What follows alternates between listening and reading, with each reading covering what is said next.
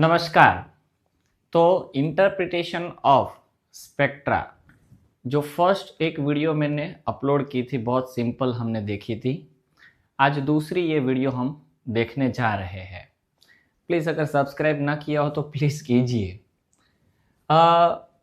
To determine the structure of the given unknown C3H6O2 organic molecule, और हम ये determine करेंगे structure from the given spectral data.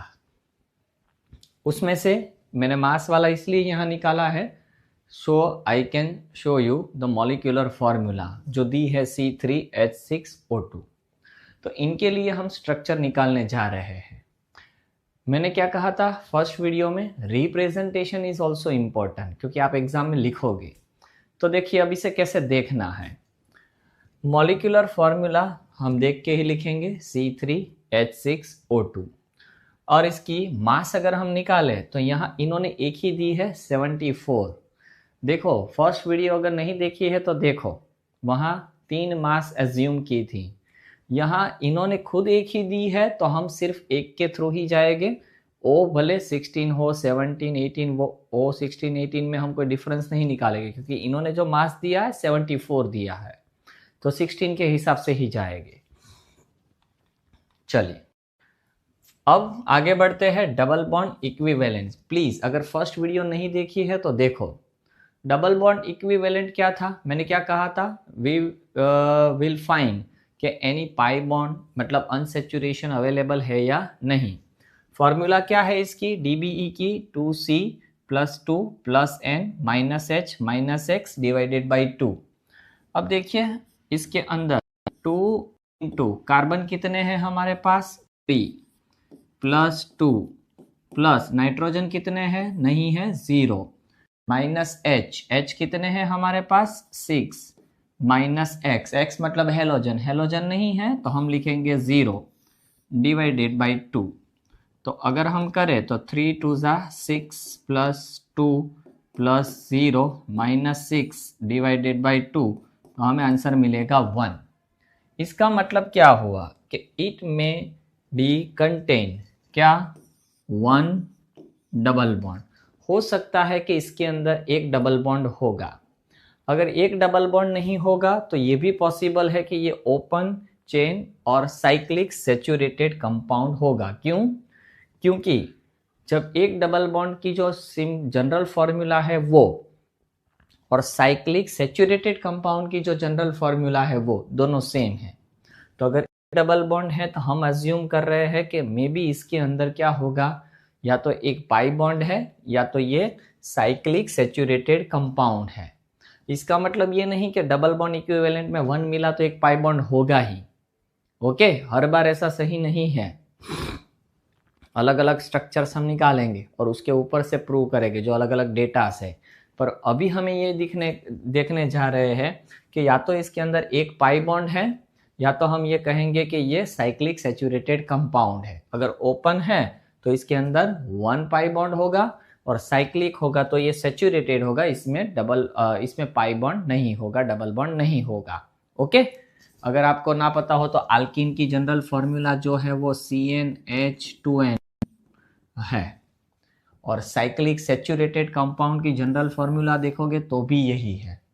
तो इसके ऊपर से मैंने कहा कि अगर इसके अंदर या तो एक पाई बॉन्ड होगा, या तो ये अज्यूम किया जा रहा है जो अगर ओपन होगा तो, और साइक्लिक होगा तो ये सेचुरेटेड होगा। देखेंगे क्या है, डेटा हमारे पास अवेलेबल है। चलो ये वाला मोस्ट इंपॉर्टेंट। अब देखो ये IR स्पेक्ट्रम है। इस IR स्पेक्ट्रम के अंदर आप देखो, पहले ही सबसे पहले अगर हमारी नज़र किसी पर जाए तो ये देखिए 3500 टू 2500 ये ब्रॉड आपको एक दिख रहा होगा। ये जो है ये ब्रॉड आपको दिख रहा है, काफ़ी ब्रॉड है, देखिए कितना बड़ा है ना। जनरली ये जो है ब्रॉड, वो जनरली आपको H बॉन्डिंग जो होगी, H बॉन्डिंग का मतलब क्या करेंगे हम, हाइड्रोजन बॉन्डिंग। H बॉन्डिंग का क्या मतलब करेंगे, हाइड्रोजन बॉन्डिंग। और जनरली वो डाइमर ऑफ कार्बोक्सिलिक एसिड, क्या कहेंगे हम, डाइमर ऑफ कार्बोक्सिलिक एसिड। जैसे कि आप कभी एसिटिक एसिड की डाइजेशन देखी होगी कि दो एसिटिक एसिड के मॉलिक्यूल जुड़ जाए तो कैसे जुड़ते थे, वो हाइड्रोजन बॉन्डिंग से जुड़ते थे। अगर आपको ना पता हो तो देखना, कहीं सर्च करना, मिलेगा आपको कि एक, देखो मैं आपको जनरल दिखा ही देता हूँ, चलो। तो CH3C डबल बॉन्ड O और H है, तो ऐसा ही दूसरा मॉलिक्यूल होगा क्या कि यहाँ पार्शियल पॉजिटिव चार्ज है, पार्शियल नेगेटिव है, तो एक वाले का हाइड्रोजन और दूसरे वाले का ऑक्सीजन, और दूसरे वाले का ऑक्सीजन और पहले वाले का हाइड्रोजन, तो दो हाइड्रोजन बॉन्डिंग होगी। और ये जो हाइड्रोजन बॉन्डिंग है वो हमें डाइमराइजेशन दिखाती है, मतलब दो कार्बोक्सिलिक एसिड के मॉलिक्यूल जुड़ गए। मैं ये नहीं कहूँगा कि एसिटिक एसिड है, मैं ये दिखा रहा था, क्योंकि यहाँ तो हमारे पास 3 कार्बन है। तो ये जो ब्रॉड दिख रहा है वो हाइड्रोजन बॉन्डिंग की है, और हम ये कहेंगे कि ये जो है वो किसकी, OH जो होगा वो OH स्ट्रेचिंग वाइब्रेशन की फ्रीक्वेंसी हमें दिखाई दे रही है। तो पहले वाले में हमने क्या देखा कि यहाँ 3500 से लेके 2500 की जो ये ब्रॉड मिल रही है, ये ब्रॉड किसकी हो सकती है, OH स्ट्रेचिंग वाइब्रेशन, हाइड्रोजन, और जनरली ये किसकी होती है, डाइमराइजेशन ऑफ कार्बोक्सिलिक एसिड की हम बात करेंगे। ओके, चलो दूसरा एक इंटरेस्टिंग यहीं पर अगर दिख रहा हो आपको, जिसकी नजर आनी ही चाहिए, और अगर आपने IR पढ़ा है तो नजर जाएगी आपकी, 1715 है ना, सेंटीमीटर इनवर्स। तो ये जो होती है बेटा वो C डबल बॉन्ड O, मतलब हम क्या कहेंगे, कार्बोनिल ग्रुप जो होती है वो स्ट्रेचिंग फ्रीक्वेंसी इसकी जो होती है वाइब्रेशन, ये इसकी है, बराबर, ये इसकी है।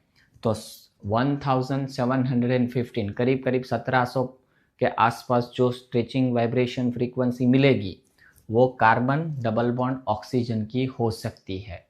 और यहाँ प्रोबेबिलिटी है, क्यों, क्योंकि डबल बॉन्ड इक्विवेलेंट में भी देखो एक पाई बॉन्ड मिला है आपको, मॉलिक्यूलर फॉर्मूला में देखो ऑक्सीजन भी अवेलेबल है, तो हो सकता है कि हमारे पास कार्बन और ऑक्सीजन डबल बॉन्डेड हो गए, कार्बोनिल ग्रुप हो सकता है।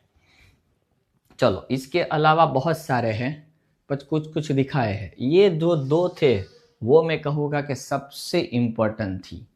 इसके अलावा करीब देखिए, करीब ये कहीं पर जा रहा हो तो आपको ये 17 से के आसपास, और ये देखिए ये करीब यहाँ आ रहा है ना। तो ये 1200, 1300, 1400 और 1500 सेंटीमीटर इनवर्स जो होती है वो जनरली हम कहेंगे कि वो CH3CH2 ये जो ग्रुप होता है इसके अंदर एक टाइप से हम कहेंगे कि इसकी बेंडिंग वाइब्रेशन हमें दिखाई दे रही है। ओके, चलिए इसके अलावा बहुत सारी हैं, जैसे कि 1275, तो वो तो सिंपल, अगर आप देखोगे तो CC, हाँ, स्ट्रेचिंग वाइब्रेशन हम कहेंगे। बुक खोलो अपनी अगर हो तो आपके पास, तो आपको मिलेगा। और ये जो 1100 है, देखिए यहाँ करीब ये 1100 पर आ रहा है। ओके, वो जो है वो CO, कार्बन और ऑक्सीजन की जो सिंगल बॉन्डिंग होगी, इसके बारे में हम बात कर रहे, स्ट्रेचिंग वाइब्रेशन। तो IR स्पेक्ट्रा जो है, इस IR स्पेक्ट्रा के ऊपर से हमें क्या क्या इंफॉर्मेशन मिली, तो ये जो ब्रॉड पार्ट है इसके ऊपर से हम कहेंगे कि यहाँ पर हाइड्रोजन बॉन्डिंग, कार्बोक्सिलिक एसिड की डाइमराइजेशन दिख रही है। इसके अलावा 1715 मतलब कार्बोनिल ग्रुप। ओके, अब ये कीटोन के फॉर्म में है, आल्डिहाइड के फॉर्म में है, कार्बोक्सिलिक एसिड है, एस्टर है, ये सब कुछ देखना पड़ेगा। 2 ऑक्सीजन है आपके पास। उसके अलावा 1500 CH3CH2 बेंडिंग, 1275 CC स्ट्रेचिंग और 1100 CO स्ट्रेचिंग। तो इसके ऊपर से कंक्लूजन हमें 3 चीज़ें मिलेगी कि IR स्पेक्ट्रा हमें क्या सजेस्ट कर रहा है कि कहीं ना कहीं इसके अंदर CH3, CH2 and C double bond O group जो है, ये ग्रुप्स में बी प्रेजेंट। तो हम अभी IR के ऊपर से ऐसा कहे 3 कार्बन है वैसे भी, है ना। तो एक CH3 हो सकता है, एक CH2 हो सकता है, एक कार्बोनिल ग्रुप हो सकता है। ओके, अब वर्जन की चिंता नहीं, फर्स्ट वीडियो अगर देखी होगी तो आपको बहुत अच्छे से पता होगा। चलिए, फिर मैंने ये फर्स्ट वीडियो में कह दिया था कि अगर आपको नो सिग्निफिकेंट यूवी एब्जॉर्प्शन दे दे तो आपको क्या करना है, एक ही स्टेटमेंट देनी है, no significance UV absorption above 220 nanometre indication transition of N2, क्या कहेंगे, N2 पाई स्टार ट्रांजिशन। बस इसके अलावा आपको कुछ नहीं लिखना है यूवी में। तो कंक्लूजन भी यही होगा, indicates N2 pi star transitions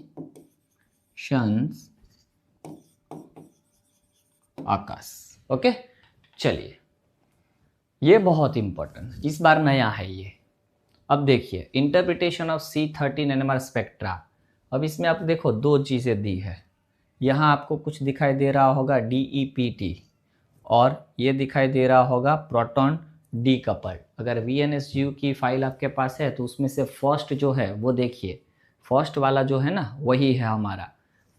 तो C13 NMR स्पेक्ट्रा के अंदर 15 मेगाहर्ट्ज CDCl3 सॉल्यूशन। ओके, अब देखिए ये जो DEPT है इसके अंदर देखो तो आपको 2, एक ऊपर की तरफ जाता हुआ सिग्नल दिखाई दे रहा होगा और एक नीचे की तरफ आता हुआ सिग्नल दिखाई दे रहा होगा। और यहाँ भी आपको दे ही दिया है, आप देखो यहाँ पर क्या लिखा है, CH2 देखिए नीचे की तरफ, वो डाउन फील्ड कहेंगे, डाउनवर्ड। और ये देखो CH3 अप और CH जो है अप। तो इसका मतलब ये हुआ कि CH3 अपवर्ड और CH अपवर्ड मतलब पॉजिटिव, और CH2 है वो डाउनवर्ड। तो 2 आपको नीचे की तरफ दिखाई दे रहे होंगे और 2 आपको 2 ऊपर की तरफ और एक नीचे की तरफ। अब इस सिग्नल में आ जाइए, सिग्नल में आपको एक ऊपर दिखाई दे रहा है, मतलब एक जो साइन है अपवर्ड है पॉजिटिव है, दूसरा आपको डाउन दिखाई दे रहा होगा नेगेटिव है। तो हम इससे क्या लिखेंगे, DEPT स्पेक्ट्रम सोर्स क्या दिखाई दे रहे हैं, 1 अपवर्ड, है ना, क्योंकि ऊपर की तरफ है ना, तो क्या लिखेंगे, अपवर्ड पॉजिटिव पीक। और वो हमें क्या दिखाएंगे, तो वो हमें दिखाएंगे प्रेजेंस ऑफ CH3, मतलब C जो है वो sp3 हाइब्रिडाइज्ड कोई कार्बन जो है वो दिखाई दे रहा है। पीक आप देखो कितने पर इसकी पीक दे रही है, तो ये पीक अगर आपके पास हार्ड कॉपी है तो ठीक है, नहीं तो फ़ोन में स्केल से ऐसे कर लीजिए तो भी पता चलेगा कि इसको नीचे खींचेंगे, ये जो 0 और 10 है, ये जो है ये 0 फिर ये 10, ये 0 और 10 के बीच में है और थोड़ा सा यहाँ है, एग्जैक्ट 10 पर नहीं है, थोड़ा सा 10 से उस साइड है। तो करीब करीब वैल्यू मैंने जो निकाली वो 9 डेल्टा ppm है। दूसरी बात करें कि एक हमें क्या दिखाई दे रहा है, तो एक हमें नीचे की तरफ दिखाई दे रहा है, तो हम कहेंगे 1 डाउनवर्ड मतलब नेगेटिव पीक। और वो जो है वो हमें क्या दिखाई दे रहा है, तो डाउन जो है वो हमें CH2 जो ग्रुप है वो, और इसकी वैल्यू डाउन की अगर आप नीचे की तरफ आओ तो ये जो है वो 30 है और 30 पर नहीं है एग्जैक्ट, 30 से थोड़ा उस साइड पर है।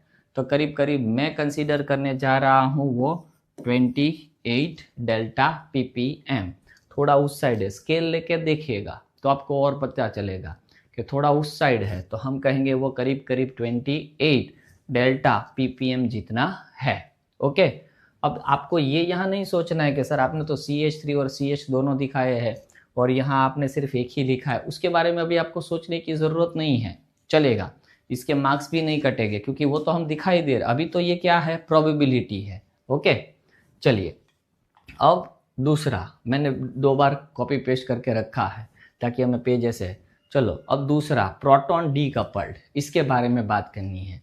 अब इसमें देखिए कितने पीक दिखाई दे रहे हैं। पहले तो ये सॉल्वेंट का है 77 का जो है CdCl3, वो फर्स्ट लेक्चर में भी मैंने कहा था। इसके अलावा 1, 2 और 3 टोटल 3 सिग्नल आपको मिल रहे हैं, 3 सिग्नल मिल रहे हैं। अब ये देखिए ये दोनों एक लाइन में है, तो इसका हमने 9 कंसीडर किया था, तो ये भी हम 9 ही कंसीडर करेंगे। एक 9 डेल्टा ppm पर मिल रहा है, ये भी करीब करीब लाइन में है, तो ये 28 डेल्टा ppm पर हम इसे कंसीडर करेंगे। और ये जो है ना वो 160 है। ओके, और ये 200 है, करीब करीब ये 170, और ये थोड़ा सा इस साइड है, तो 171 या तो 172 डेल्टा ppm जितना हम उसे कंसीडर कर सकते हैं। और याद रखना कि ये जो 170 के आसपास दिखाई दे रही है ना, वो आपकी कार्बोनिल कार्बन की पीक, मतलब ये वाला कार्बन जो होता है ना ऑक्सीजन के साथ डबल बॉन्डेड, वो जनरली आपको 13C NMR स्पेक्ट्रोस्कोपी में करीब करीब 170 के आसपास वो दिखाई देगा। ओके चलिए, प्रोटॉन डीकपल्ड स्पेक्ट्रा शोस कितने सिग्नल दिखाई दे रहे हैं, तो 3 सिग्नल्स पीक। अब देखो एक कहाँ दिखाई दे रहा है, 9 डेल्टा ppm, और ये जो 9 डेल्टा ppm है ना बेटा, वो जनरली आपको CH3 का होगा, तो इसका मतलब हम कहेंगे कि वो प्रेजेंस ऑफ CH3 ग्रुप। अब दूसरी पीक कहाँ दिखाई दे रही है आपको, 28 पर दिखाई दे रही है, वो जनरली बेटा CH2 ग्रुप के लिए होगी। तो at 28 delta ppm indicates presence of CH2 जो ग्रुप है उसके बारे में बात कर रहे हैं। और थर्ड जो है वो मैंने कहा कि करीब करीब 171, चलो एग्जाम में आपने 172 लिखा तो भी इसके मार्क्स नहीं कटेंगे, 172 भी लिख सकते हैं। Delta ppm indicates the presence of, और वो मैंने कहा कि वो स्पेशली किसके लिए है, तो कार्बन डबल बॉन्ड ऑक्सीजन जो sp2 हाइब्रिडाइज्ड है, इस वाले sp2 हाइब्रिडाइज कार्बन के लिए। और वो भी आपको स्पेशली कह दूं कि due to deshielding effect. Okay, और जो 77 की यहाँ पर पिक दिखाई दे रही है वो किसके लिए है, इंडिकेट CdCl3 सॉल्वेंट। ओके, तो आपको 13C NMR स्पेक्ट्रोस्कोपी के अंदर एक DEPT का दिखाना है इसमें, और एक प्रोटॉन कपल्ड के बारे में दिखाना है, दोनों अलग अलग है। ओके, इसमें एक अपवर्ड था एक डाउनवर्ड था, और प्रोटॉन डीकपल के अंदर आपको 3 सिग्नल दिखाई दे रहे थे, मतलब तीनों कार्बन इक्विवेलेंट नहीं है, अलग अलग है। अगर आपने फर्स्ट वीडियो नहीं देखी है तो देखो, उसमें एक ही पीक था, मतलब जितने कार्बन थे वो इक्विवेलेंट थे, 2 ही थे शायद, तो दोनों इक्विवेलेंट थे। यहाँ 3 कार्बन है ऐसा कह दिया है और 3 पीक मिल रहे हैं, तो इसका मतलब तीनों में से एटमॉस्फेयर किसी का भी सेम नहीं है, इक्विवेलेंट नहीं है। ओके, तो हम फाइनल कंक्लूजन इसके बारे में क्या लिख सकते हैं, तो हम ये कहेंगे कि प्रेजेंस ऑफ, एक तो हमें दिखाई दे रहा है CH3, दूसरा दिखाई दे रहा है CH2, और तीसरा दिखाई दे रहा है कार्बोनिल ग्रुप। मतलब 3 के बारे में हम बात कर सकते हैं कि मे बी प्रेजेंट। ओके, चलो इसके बारे में 13। अब सबसे important, interpretation of H1 NMR spectroscopy. अब देखिए यहाँ 0 TMS जो टेट्रामिथाइल सिलेंट है, इसको आप छोड़ दो तो टोटल यहाँ पर आपको बहुत ही इम्पोर्टेंट चीज़ कि एक यहाँ पर आपको करीब करीब एक के बाद वाले में एक यहाँ पर 3 पीक है, ये ट्रिपलेट है। शायद अच्छे से ना दिखता हो तो आप हार्ड कॉपी कढ़ा के निकाल के देख लेना।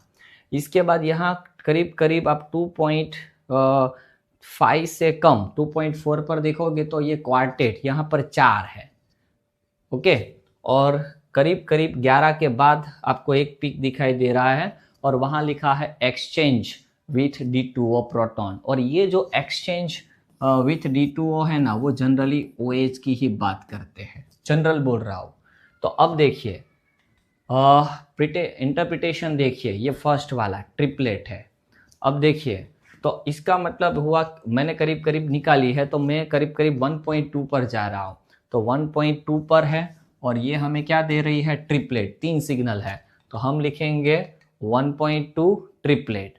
अब आपको जो इस वीडियो में नया सीखना है, या आप कहोगे कि नंबर ऑफ डिवीजन या तो स्क्वायर निकालना है, वो कैसे निकालना है। अब देखो, आपको क्या करना है कि इसकी हार्ड कॉपी लो और इसकी 100%, न इसकी जूम करके, न इसको माइक्रो करके निकालना। आपको ओरिजिनल इसकी कॉपी निकालनी है। फिर क्या करना है, स्केल लेनी है और स्केल पर जो इंडिकेशन होंगे सेंटीमीटर वाले। अब देखिए, ये जो है ना, वो आपका इस तरह दिया होगा। आप कॉपी निकालना, आपको दिखाई देगा। शायद ये मैंने बहुत बड़ा जूम किया है, इसीलिए थोड़ा सा ऐसा लग रहा है कि फट चुका है, पर देखो इस तरह होगा। इसके अंदर आपको स्केल रखनी है और स्केल से आपको यहाँ से लेके यहाँ तक का डिस्टेंस मेज़र करना है सेंटीमीटर में। तो आप स्केल ऐसे रखो और ये मेज़र करो। मैंने मेज़र कर रखा है, तो मैंने जो ये मेज़रमेंट किया वो मुझे मिली थी 9 सेंटीमीटर, इसलिए मैंने स्क्वायर लिखा है इसका 9। ओके, और अभी इसको छोड़ दो, नंबर ऑफ प्रोटॉन को छोड़ देते हैं थोड़ी देर के लिए। तो ये चलो, उसके बाद वाले आओ। तो करीब करीब आपको 2 के बाद जो दिखाई दे रही है, ये क्वार्टेट है। क्या है, क्वार्टेट। इसका मतलब 4 हुआ। तो इसके अंदर आपको 2.4 समथिंग दिखाई दे रही है। मैंने 2.5 नहीं ली है क्योंकि 2.5 से थोड़ी उस साइड पर है, तो हमने इसको 2.4 कंसीडर किया। तो 2.4 क्वार्टेट। और सेम क्या करना है आपको, अगेन क्या करना है आपको, स्केल लेनी है और देखो ये इस तरह दिया होगा आपको। ओके, इस तरह दिया होगा। तो आपको क्या करना है कि इसको मेज़र करना है यहाँ से लेके यहाँ तक का। मैंने जो मेज़र किया उसमें मेज़रमेंट मुझे मिली है 6। और इसके बाद ये जो है, मैंने कहा ना कि 11 पर नहीं है, 11 से इस साइड पर है, तो मैंने 11.2 कंसीडर किया है इस वाले को। और ये जो है, इसको हम कहेंगे सिंगलेट। क्यों, क्योंकि एक ही पीक मिल रहा है, इसीलिए इसको क्या कहेंगे, सिंगलेट कहेंगे। और उसकी मेज़रमेंट आपको 3 सेंटीमीटर तक मिलेगी। चलो, मैंने, अब देखो, आप कहोगे कि सर हमारी ज़्यादा और कम निकली। तो अब देखो, जिस तरह से आपने कॉपी निकाली है उस तरीके से मिलेगा। पर एक चीज़ याद रखना कि सोचो कि आपने इसको वाइड करके निकाला, ब्रॉड करके निकाला, या तो इसको माइक्रो करके निकाला, तो वैल्यू भले आपकी अलग अलग मिले, पर इसकी रेशियो जब निकालेंगे तब आंसर सेम ही आएगा, उसमें कोई गड़बड़ी नहीं होगी। दूसरी एक बात, मुझे अब आपको ये भी सिखाना है साथ में कि देखो, ये जो 1.2 समथिंग आपको दिखाई दे रही है ना प्रोटॉन की एनएमआर के स्पीड, देखो ये 1.2 के करीब दिखाई दे रही है और ये ट्रिपलेट है। अब उसके बाद क्वार्टेट है। थोड़ी देर पहले याद करो, अभी हमने स्ट्रक्चर के बारे में बात कर रहे थे, तब मैंने क्या कहा था कि मैंने कहा था कि एक CH3CH2 ऐसा ग्रुप हो सकता है। और देखो यहाँ पर हम क्या करें कि अगर हम इसे CH3CH2 है ऐसा कंसीडर कर ले, तो आप इसको जो कहेंगे वो ट्रिपलेट कहोगे। क्यों, क्योंकि कार्बन में 2 हाइड्रोजन है, तो 2+1, तो ये ट्रिपलेट देगा। यहाँ छोड़ ही दो, यहाँ कार्बन ही ऐसा सोच लो, बाकी सब कुछ छोड़ दो, कुछ है ही नहीं। तो ये जो है इसके साथ कपलिंग करके ये कहेंगे कि 2+1 मतलब ये ट्रिपलेट देगा। अब इसकी वाली की बात करो तो इस यहाँ प्रोटॉन है ही नहीं, ऐसा मैंने कहा है, कंसीडर कर लो। तो यहाँ पर देखो 3 प्रोटॉन है, तो 3+1, तो ये हमें क्या देगा, क्वार्टेट देगा। तो वही तो ये दे रहा है, ट्रिपलेट और क्वार्टेट। मतलब ये जो है वो इंडिकेशन CH3 का दे रहा है और ये जो हमें CH2 का इंडिकेशन दे रहा है। अब अगर आप CH3CH2 कर दो तो टोटल प्रोटॉन कितने हो गए, 5। और देखो हमारी जो फॉर्मूला है उस फॉर्मूला में हमारे पास प्रोटॉन कितने हैं, टोटल प्रोटॉन्स कितने हैं, देखो प्रोटॉन्स टोटल कितने हैं, 6 प्रोटॉन है। तो 6 प्रोटॉन है, तो मैं यहाँ पर क्या कह रहा हूँ आपको, मैं आपको यही कह रहा हूँ कि यहाँ पर अगर इस तरीके से जा रहे हैं 3 प्रोटॉन 2 प्रोटॉन, तो 5 प्रोटॉन हो गए, बचे कितना, एक ही बचा। तो वो जो एक बचा, और मैंने क्या कहा, एक्सचेंज विद D2O, तो वो जो प्रोटॉन है वो OH हो। तो आप सोच लो कि ये वाला अगर OH है तो डेफिनेटली यहाँ कार्बोनिल बॉन्ड हो सकता है, क्योंकि IR में भी हमें मिला। तो अब आप देखो इस वाले में अगर हम घुसे, ट्राई करें, तो ये क्वार्टेट और ट्रिपलेट बैठ रहा है, तो ये जो होगा वो इंडिकेशन किसका होगा, OH का ही होगा।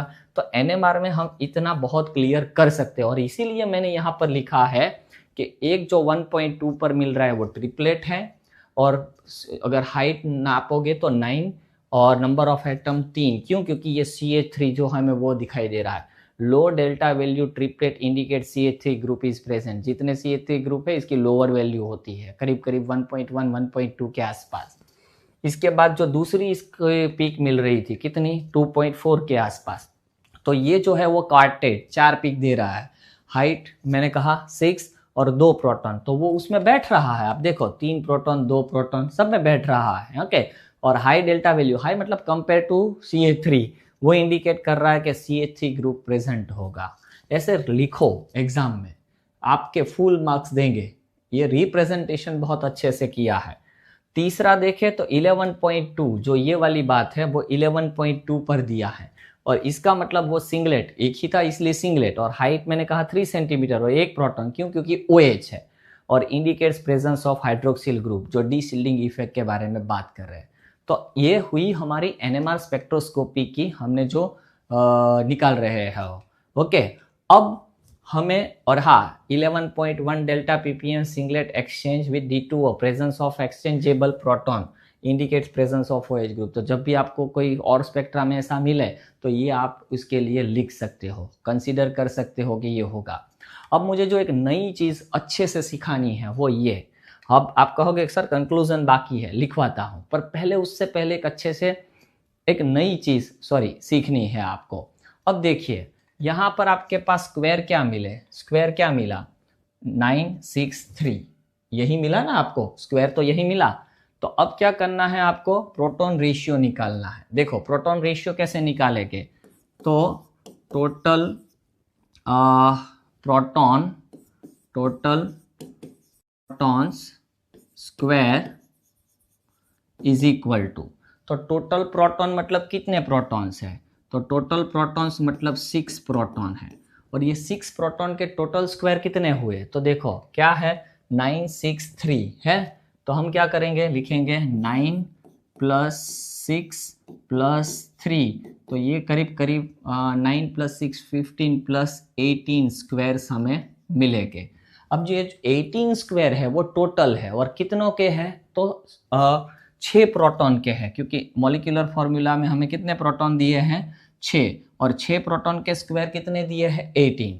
तो हम यहाँ पर क्या लिख सकते हैं कि जो ये 6 प्रोटॉन है, 6 प्रोटॉन्स है, उनका जो स्क्वायर है, हाँ उनकी जो स्क्वायर है वो क्या है, 18 स्क्वायर है, बराबर है, 18 स्क्वायर है। तो आप ये सोचो कि एक जो प्रोटॉन होगा उसका स्क्वायर कितना, तो 18 divided by 6, that mean 3 square. अब ये जो आंसर मिला ना, आपके पास कितने रेशियो थे स्क्वायर के, स्क्वायर कितने थे, 9 था, 6 था और 3 था, तो तीनों लिख दो। एक प्रोटॉन का जो स्क्वायर मिले इससे सबको डिवाइड कर दो, तो divided by 3 divided by 3 divided by 3, तो 3 2 1, ये हुआ प्रोटॉन की रेशियो। और इससे आपको यहाँ और एक इंडिकेशन मिल रहा है, 3 proton that means suggesting CH3, 2 proton suggesting here CH2 group, 1 proton suggesting us here OH group. तो एग्जाम में ये प्रोटॉन्स रेशियो आप निकालो और ऐसे ही लिखो कि टोटल प्रोटॉन 6H के जो स्क्वायर है वो सबके स्क्वायर कर दो, 9 + 6 + 3 तो 18 स्क्वायर, 6 प्रोटॉन्स के स्क्वायर 18 है, तो एक प्रोटॉन का कितना, तो आपको 3 स्क्वायर मिला। वो जो आंसर मिले इससे सबको डिवाइड कर दो, तो नंबर ऑफ प्रोटॉन्स आपको मिल जाएंगे। क्या मिलेंगे आपको, प्रोटॉन रेशियो। तो इसका मतलब ये हुआ कि करीब करीब यहाँ से मैं मॉलिक्यूलर फॉर्मूला ऑलमोस्ट निकाल चुका हूँ। अभी तो मास बाकी है, फिर भी देखो हम मॉलिक्यूलर फॉर्मूला करीब करीब निकाल चुके हैं। पर ये एग्जाम में याद रखना, इंडिकेशन लिखनी बहुत इंपॉर्टेंट है।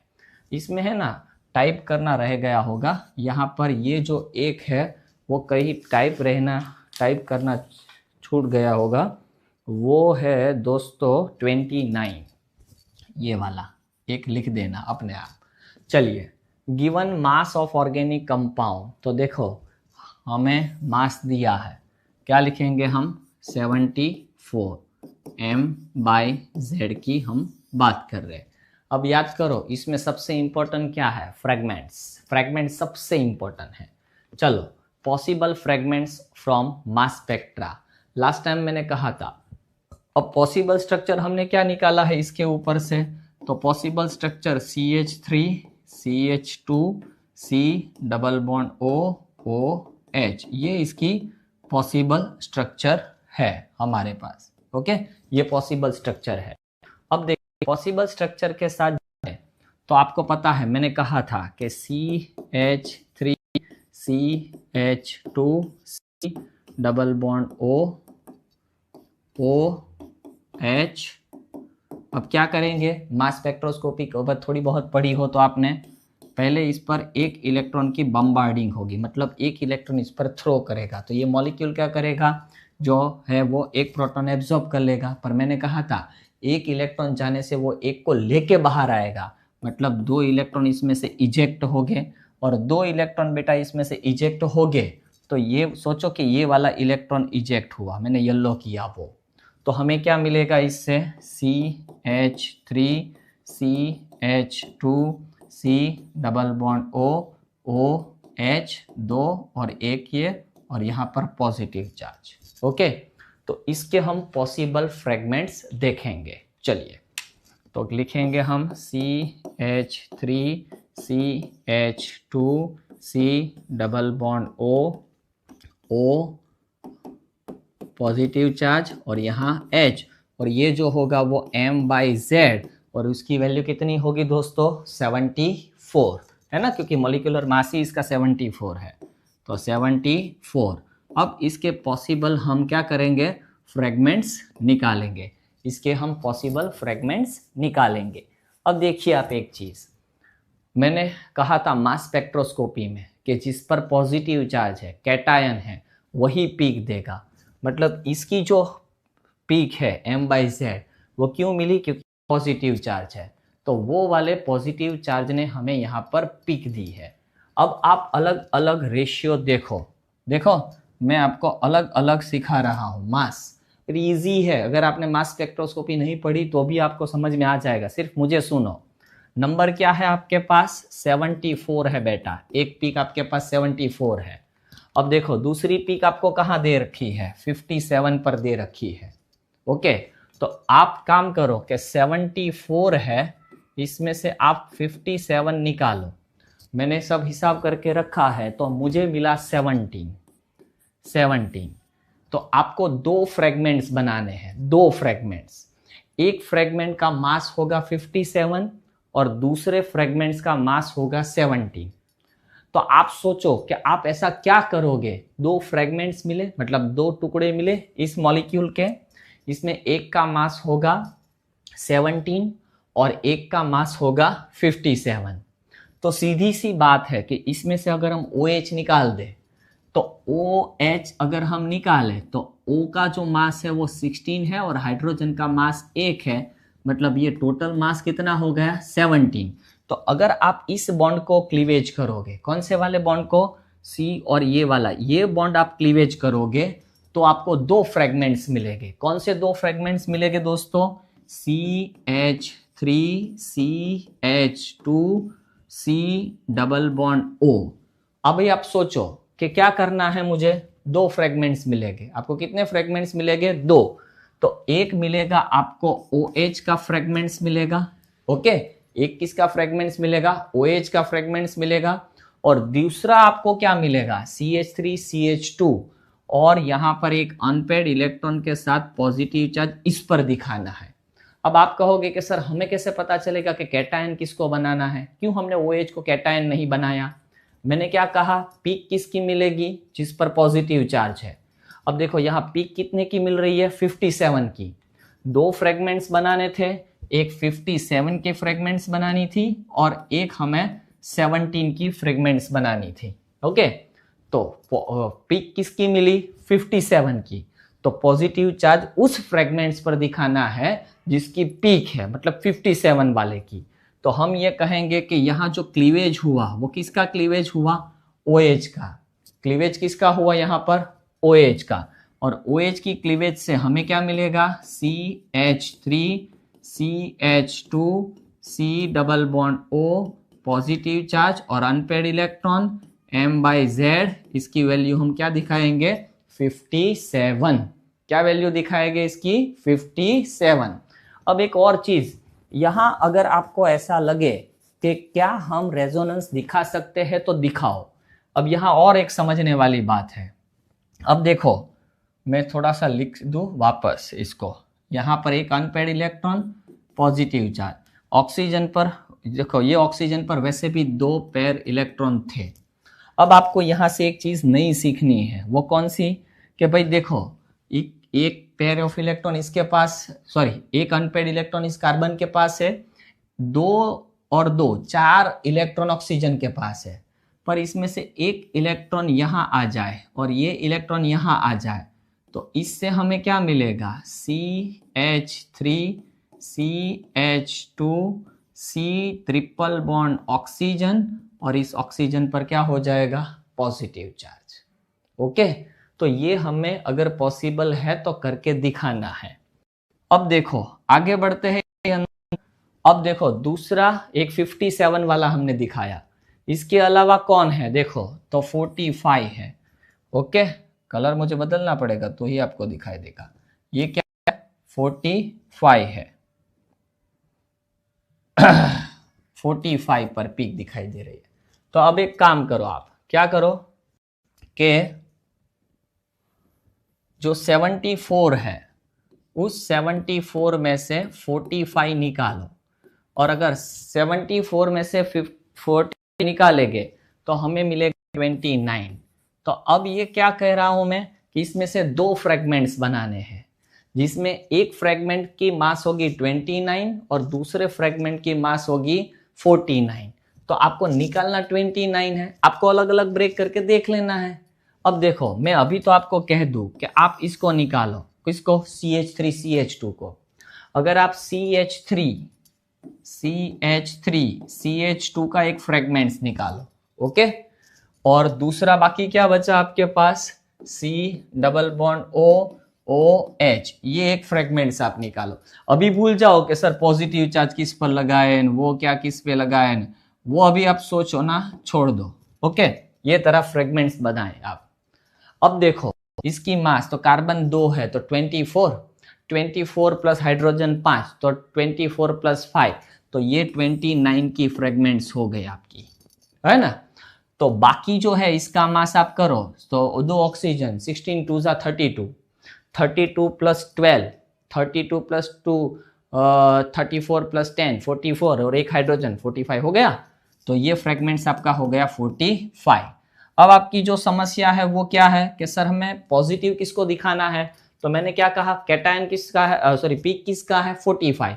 तो ये जो मैंने लिखा है वही बराबर है ना, जो मैंने लिखा वही बराबर है कि ये जो फ्रेगमेंट्स है उस पर ये पॉजिटिव वाला और ये विदाउट पॉजिटिव पर। थोड़ा रुक जाओ क्योंकि सीधा लिखना मत, क्योंकि अभी मुझे एक और चीज करवानी है। अब देखो क्या करना है, अगर हम यहाँ पर लिखना चाहते हैं पॉजिटिव चार्ज, तो इस बार हम पॉजिटिव चार्ज कैसे दिखाएंगे, इस वाले को पॉजिटिव चार्ज कैसे दिखाएंगे, तो देखो फ्रेगमेंट्स यहाँ से कट यहाँ से हो रहा है, किसके ऊपर से, ऑक्सीजन, 2 कार्बन के बीच से बॉन्ड ब्रेक हो रहा है। तो हम क्या करेंगे, C double bond O unpaired electron, O 2 unpaired electron, एक अनपेड इलेक्ट्रॉन, OH, इस तरह है, मतलब जो था वही मैंने लिखा है। अब उसके ऊपर से हम कुछ और चीज दिखा सकते हैं। तो पहले मैं वो फ्रेगमेंट्स लिख दूं, C डबल बॉन्ड O एक अनपेड इलेक्ट्रॉन, इसके bond O double bond O positive charge, और यहाँ क्या होगा H, और ये जो होगा वो आपका M/Z क्या होगा, 45 का होगा। अब यहाँ एक चीज पॉसिबल है, मैंने कहा था जो अगर पॉसिबल है तो करके दिखाओ। क्या करेंगे, इस वाले को यहाँ, इस वाले को यहाँ शिफ्ट करो, तो आपको क्या मिलेगा, O double bond C double bond O OH, और इसके ऊपर क्या होगा, पॉजिटिव चार्ज। हाँ, 2 पेयर सॉरी एक पेयर होगी। ओके, शायद आपको समझ में आ रहा होगा। लास्ट टाइम जो मास सीखी करवाई थी उसमें शायद इतना मजा नहीं आया होगा क्योंकि आपने मास पढ़ी ही नहीं थी। जैसे जैसे पढ़ते जाओगे फ्रेगमेंट्स आपको समझ में आता जाएगा। चलो एक और देखते हैं। अब क्या है 29, वो तो करीब करीब 100% पर है। तो चलो 29 है। अभी तो मैंने कहा कि 29 का फ्रेगमेंट 100। ओके, 29 का फ्रेगमेंट 100 तो कौन होगा, यही होगा ना। तो अब पागलों जैसी बात नहीं करनी है। अब यहाँ पर होगा COOH और यहाँ होगा CH3 CH2 और ये फ्रेगमेंट्स और ये M/Z आपका क्या होगा 29। ये तो सोचिए पूरा का पूरा रेडीमेड दे दिया और ये 100% पर था बेटा, आपने देखा होगा। ये आपकी बेस पीक वैल्यू है। ओके, बेस पीक वैल्यू है। तो शायद आज फ्रेगमेंट्स में मजा आया होगा। मजा आया हो तो प्लीज शेयर कीजिए, लाइक कीजिए, सब्सक्राइब कीजिए। ये बनाने में बहुत मेहनत लगती है। और रिप्रेजेंटेशन देखो आप ये मत लिखना। हाँ देखो मैं निकाल देता हूँ कहीं आपको गलती ना हो, क्योंकि वीडियो में तो आप बार बार देख सकते हो। लिखना इतना ही है। आप जर्नल में ऐसे लिखोगे तो खुश हो जाएंगे और एग्जाम में लिखा तो मार्क्स आपको देंगे बहुत अच्छे से। ओके, चलिए, चलो आशा रखता हूँ कि आपको समझ में आया होगा। चलिए अब बढ़ते हैं हमारे कंक्लूजन की तरफ जो हमने छोड़ दिया था। M/Z देखिए 29 पर 100% है ना।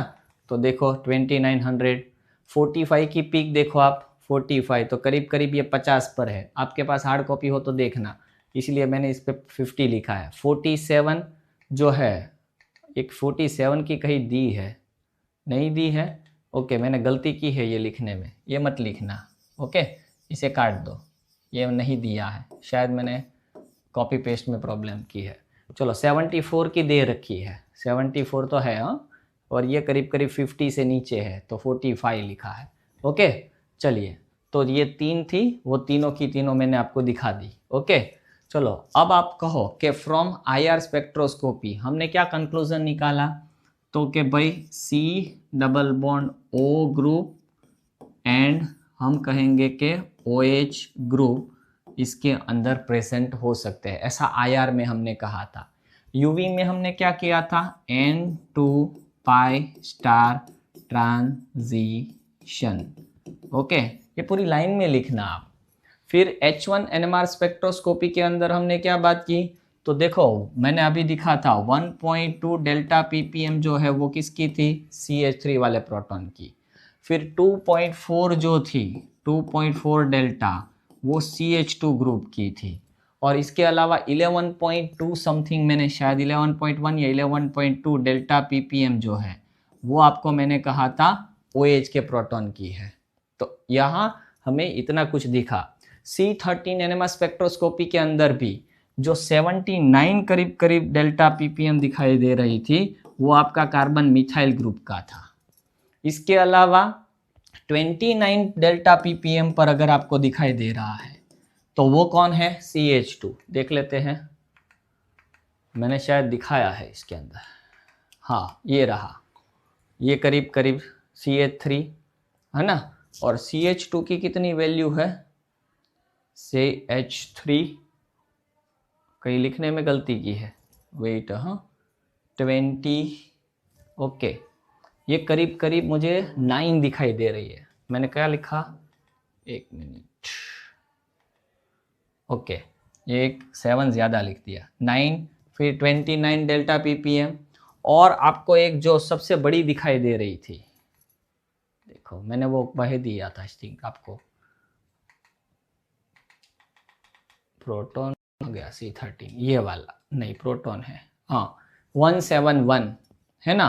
तो करीब करीब आपको 171 वाली जो ये लाइन, ये वाली, ये करीब करीब आपको, एक मिनट, हाँ ये 171 180 के करीब करीब है। 171 मत लिखना, इसे 180 ही लिखो ना, हाँ 171 मत लिखना, करीब करीब 180।